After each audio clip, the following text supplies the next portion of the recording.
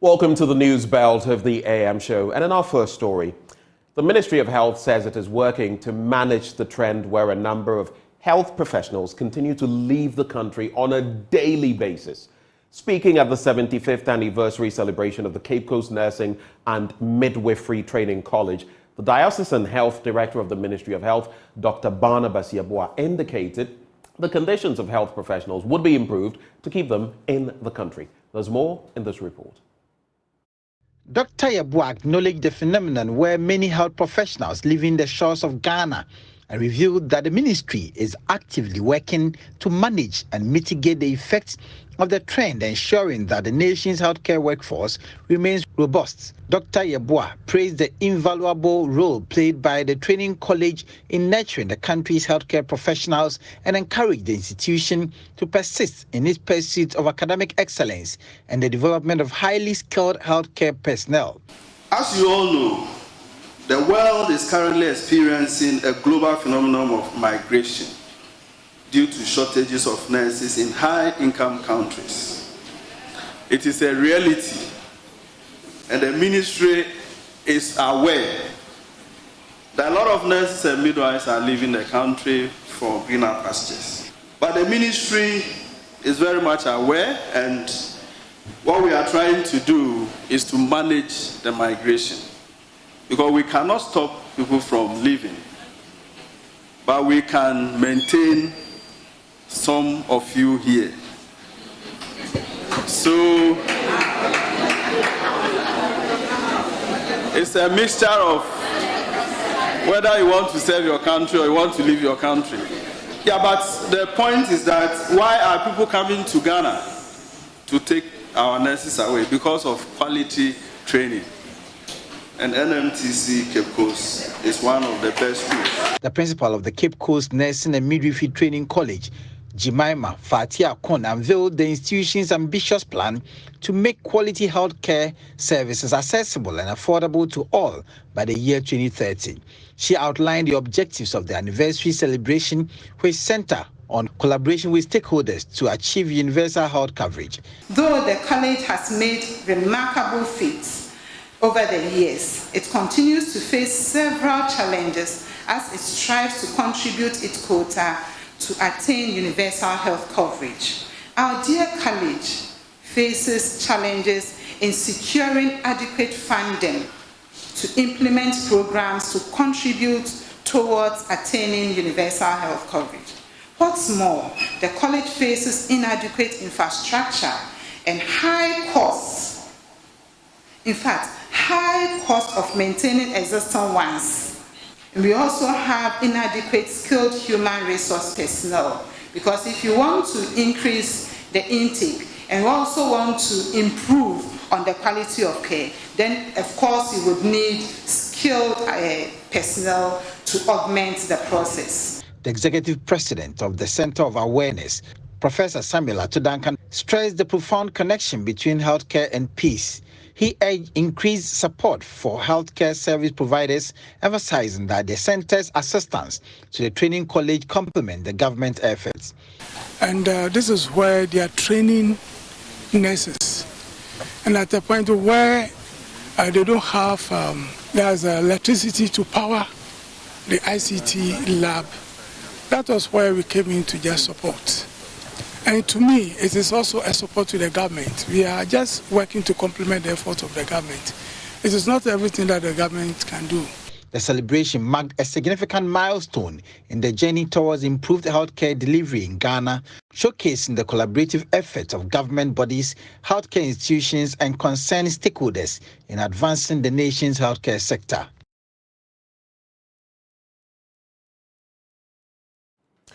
Now, almost 7 months ago, medical doctors at the Wa West District Hospital depended on mobile torchlights to conduct medical surgeries at their theatre.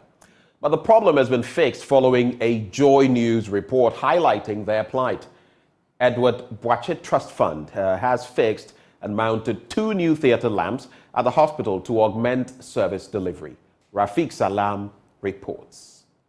The lamp is the second eye for us, for both the nurses and the doctors when you are doing an operation. You have your own eyes, but when you are operating and you go into a cavity, a body cavity, you will not be able to see clearly. And it's like walking in the night without a torchlight.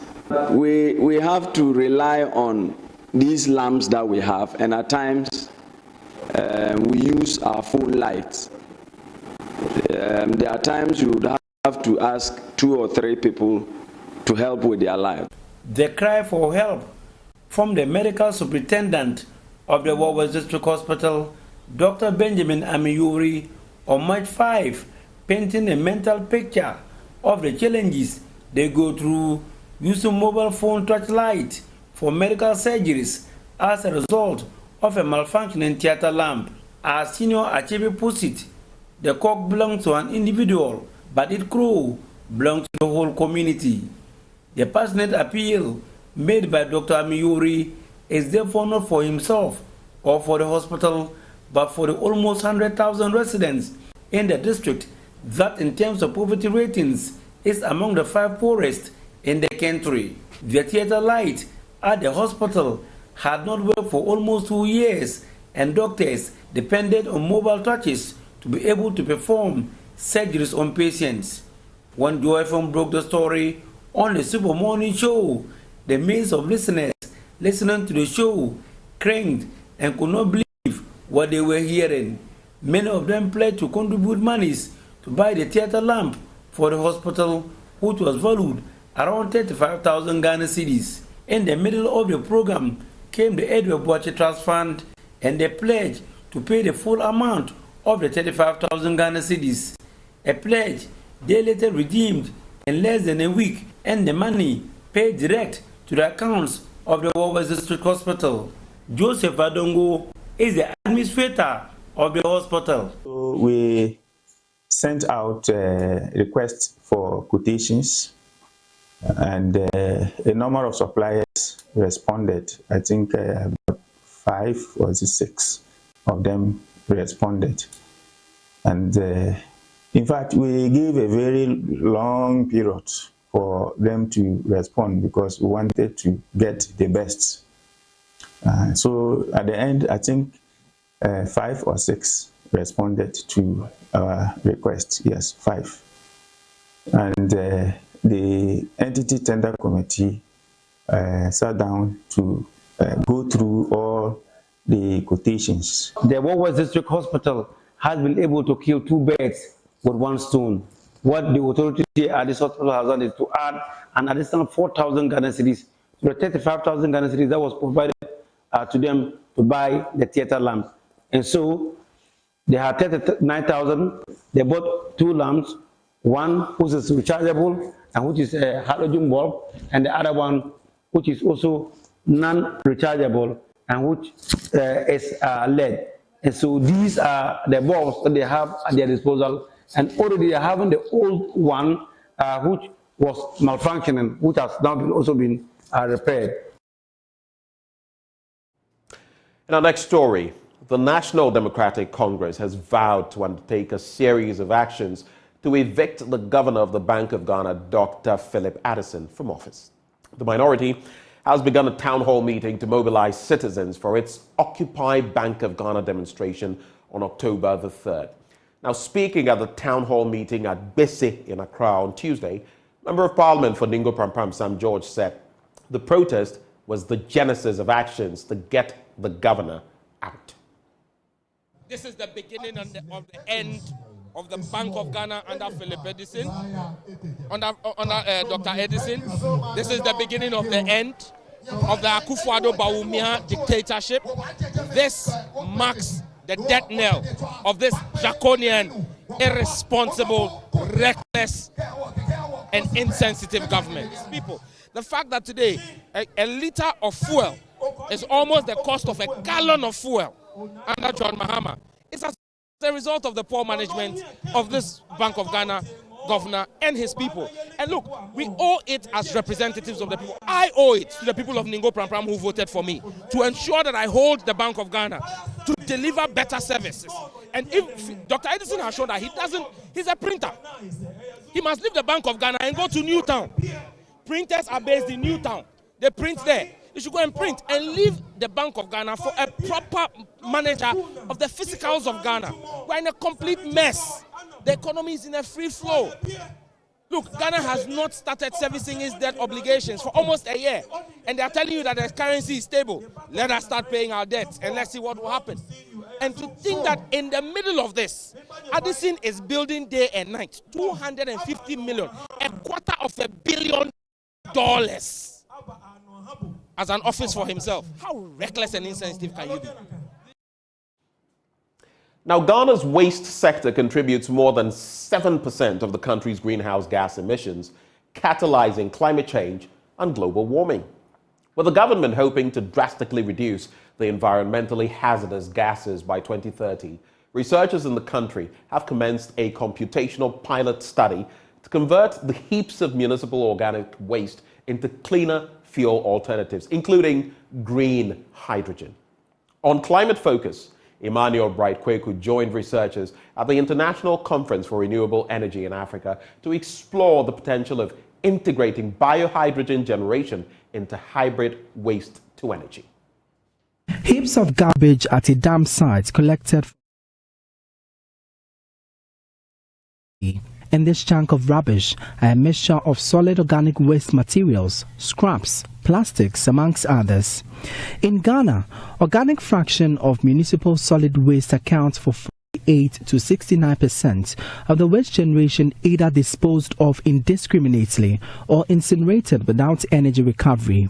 At the Maiden International Conference on Circular Economy, Renewable Energy and Green Hydrogen in Africa, scientists uncovered the potential of converting these organic wastes into green hydrogen, a cleaner and emerging fuel alternative. Ghanaian researchers at the Institute of Industrial Research under the Council for Scientific and Industrial Research have commenced a pilot study at a hybrid waste-to-energy plant at Jankoba in the Ashanti region. Dr. Mutala Mohammed is a principal investigator.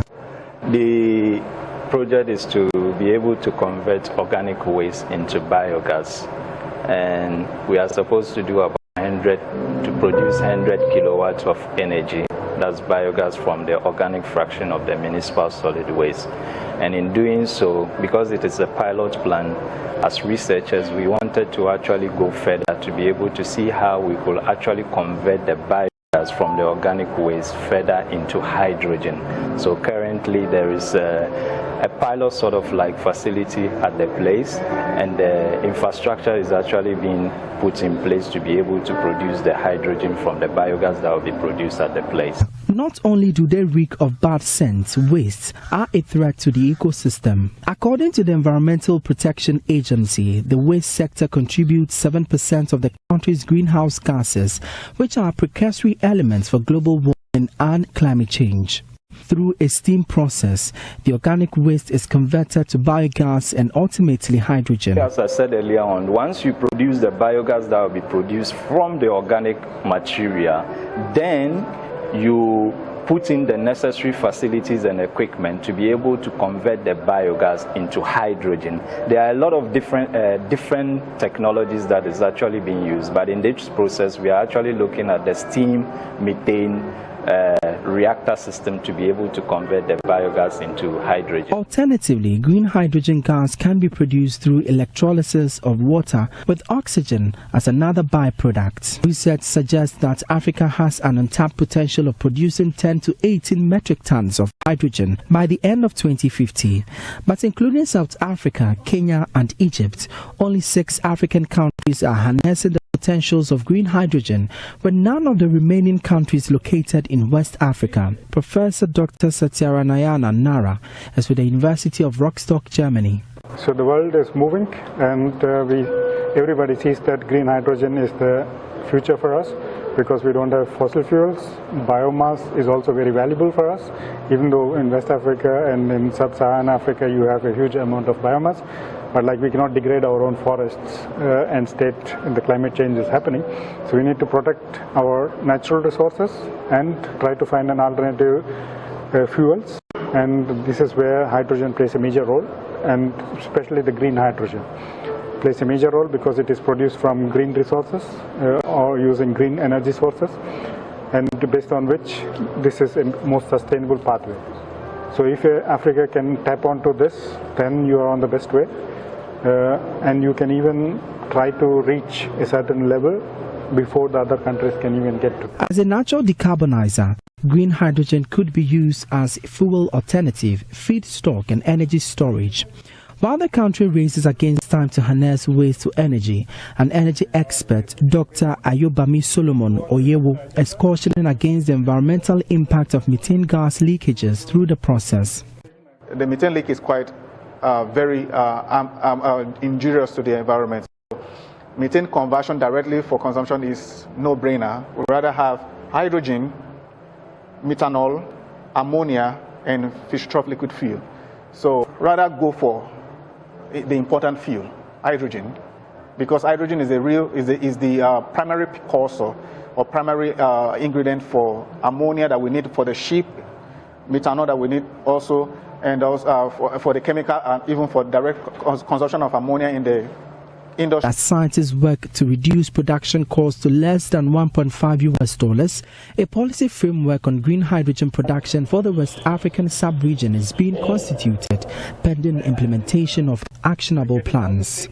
Dr. Bruno Kobo is Regional Director of the West African Science Service Center on Climate Change and Adapted Land Use. We ambition to produce 0.5 million of tons of green hydrogen by 2030 and 10 million of tons per year by 2050. This is the policy. And now, this policy is adopted on 6th of July 2023, this year, just a few months ago. This policy has been endorsed by head of states of ECOWAS countries, of all the ECOWAS countries. And this policy, it's clearly mentioned that the objective is to position the ECOWAS, the region, as one of the most competitive supplier of green hydrogen in the world. With the continent contributing less than 4% of emissions, but still bearing the brunt of climate change, an adoption of climate-resilient energy sources can mitigate the worsening impacts of the crisis. For JoyNews, my name is Emmanuel Bright Kweku. Now, old students of the various senior high schools across the country are being urged to support the infrastructural development in the schools they attended. Headmistress of the Swedro Senior High School, Gold A.C. Andam, says many schools are going through difficulties and such a show of support will help the schools deal with the challenges they grapple with. She spoke when an old student, Dr. George Ejekum Donko, the president and chairman of the board of the ECOWAS Bank for Investment and Development, built a bungalow for the school. Swedro Senior High School, a historic institution founded by Ghana's first president, Dr. Kwame Nkrumah, has reached out for assistance to address present accommodation and infrastructural challenges.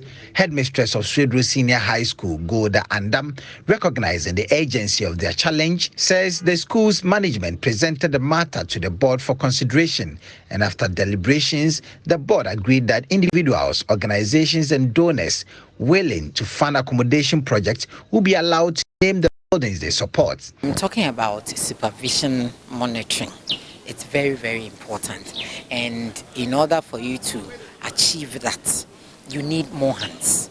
And so looking at our student population, and then as for the staff, we have enough, although we still need more, but we have enough for now.